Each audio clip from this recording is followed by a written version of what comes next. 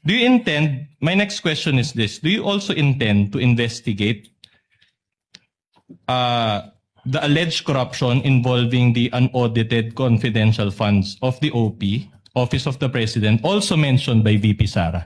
Kung meron po mga ebidensyang ilalatag sa amin para amin pong sundan, hindi po magdadalawang isip ang NBI sapagkat ito po ang mandato ng NBI. Alright, thank you for mag-imbestiga ng mga krimen po amin pong nakikita. Alright, thank you for that answer. Now, do you also intend to investigate the alleged corruption involving the former speaker going around the country and giving government funds to people, also mentioned by VP Sara in that video?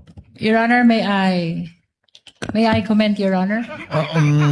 What is the comment of the lead prosecutor? We are objecting to that question, Your Honor, as the same is misleading.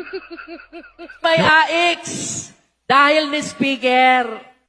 Kaya may akap dahil ni Speaker. Kaya may tupad dahil ni Speaker. Kaya may mga barangay road dahil ni Speaker.